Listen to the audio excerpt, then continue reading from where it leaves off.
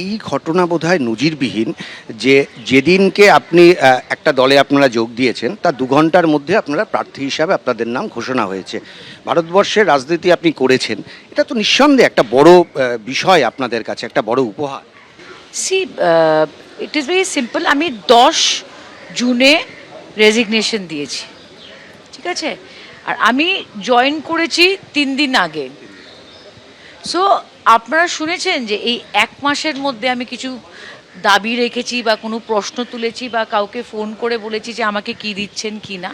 So I am a very patient person. যখন একটা দলে পা রাখি সেই দলের প্রতি যে আনুগত্যতা থাকে সেটার মধ্যে আমি কোনোদিন কম্প্রোমাইজ করি না। মমতা বন্দ্যোপাধ্যায়ের আপনি অত্যন্ত বিশ্বস্ত একজন কোট আনকোট সৈনিক ছিলেন। আমরা দেখেছি যে অনেক ক্ষেত্রে বাইরে কোনো কর্মসূচি আপনাকে পাঠাতো, মানে সেই জায়গাটা ভেঙে গেল কেন?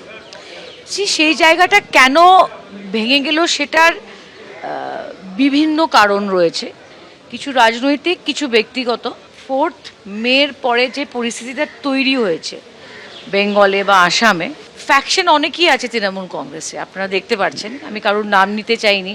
কালীঘাট এগেনস্ট কালীঘাট লোকসভা, এটা কেউ অস্বীকার করতে পারবে না যে যখনই আমি প্রত্যেক ফ্যাকশনের মন্তব্যগুলো শুনেছি, ওদের মধ্যে একটা কনসেনসাস আছে, মানে সবার একমত যে তৃণমূল কংগ্রেসের যখন সরকার পশ্চিমবঙ্গতে ছিল, কারাপশন ওয়াজ র্যাম্পেন্ট। আসলে বোধহয় আপনারা দিল্লিতে থাকতেন বলে এখানে যে এই করাপশন খুব একটা খোঁজ রাখতে পারতেন না আর কি, তৃণমূলের যে এত করাপশন। আপনি তো দুটো টার্মে। ইট is very simple, it is a fact যে আমি আসামে কাজ করেছি, ত্রিপুরাতে কাজ করেছি, গোয়াতে কাজ করেছি। কিন্তু একটা জিনিস মনে রাখবেন, অনেকে জিজ্ঞেস করছেন 4 মের পরে আপনি এই স্টেপ কেন নিলেন। যার সরকার থাকে, যে ক্ষমতায় থাকে, যতদিন ক্ষমতা আছে এইগুলো তথ্য বেরোয় আসে না। মানে আপনারা জানতে পারেননি যে এইরকম। আমি বাকিদের কথা বলতে পারবো না, আমি ব্যক্তিগতভাবে বলবো যে আমি খুব কেয়ারফুলি ওয়াচ করেছি 4 মের পরে যে ধরনের অ্যারেস্ট হয়েছে, কেন হয়েছে, কি ধরনের এক্সটর্শন হতো, স্কুল কলেজের কি ধরনের ব্যবসা চলতো। পার্থ চট্টোপাধ্যায় বা একাধিক যারা মন্ত্রীরা অর্থের দায়, চুরির দায়, যাদের জেল হয়েছে, সেগুলো তো অনেক আগের ঘটনা। সেইগুলো আপনারা ঠিক। বাবুর যখন কেসটা হলো বা রেড হলো, তখন তৃণমূল কংগ্রেস থেকে ওনাকে সাসপেন্ড বা এক্সপেল করা হয়েছিল, আর বলা হয়েছিল যে আমরা এটাতে জড়িত না, পার্থবাবু জানেন, ঠিক আছে? সো একটা দলে যখন আমি ছিলাম, যে এক্সপ্লেনেশনটা আমাকে দেওয়া হয়েছে আমি বিশ্বাস করেছি। 4 তারিখে এই দল যদি আবার ক্ষমতায় আসতো, তাহলে আপনারা তো জানতে পারতেন না এই ধরনের করাপশন আছে, ফলে আপনারাও তো থেকেই যেতেনই, মানে যেহেতু জানতে পারছেন না। সি বাট অবভিয়াস, আমি নিজেকে বুঝাতে পারছি না যে একজন ভয়েস রেকর্ডিং দিবে না কেন, সুমিত রায়কে পাওয়া যাচ্ছে না কেন, এগুলো তো সব 4 তারিখের পরের ইনসিডেন্ট বলছি তো। সো আমারও তো একটা বিবেক আছে।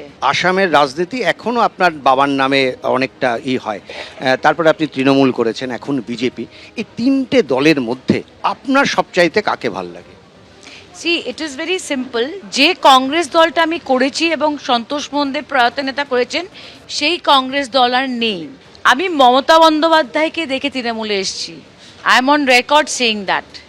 হাওয়াই চটি, সুতির শাড়ি, কালীঘাটের একটা রুম। 4 তারিখের পরে হেলিকপ্টার থেকে প্লেন থেকে কি।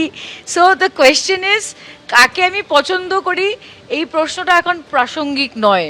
এখন প্রশ্নটা হলো that prime minister is Narendra Modi. কিছু খুব ভালো হয়েছে। এখন আমি খালি একটাই প্লিজ উপদেশ দেব যে এত এত তাড়াতাড়ি বোধোদয় যখন হলো রেজাল্টের পরে, তখন আপনি বিজেপিতে থেকে থেকে আসুন। আপনারও আসামে, আপনি তো আসামে থাকছেন, আসামেও তত তাড়াতাড়ি আপনার বোধোদয় হবে আশা করি। এবিপি আনন্দ, এগিয়ে থাকে, এগিয়ে রাখে।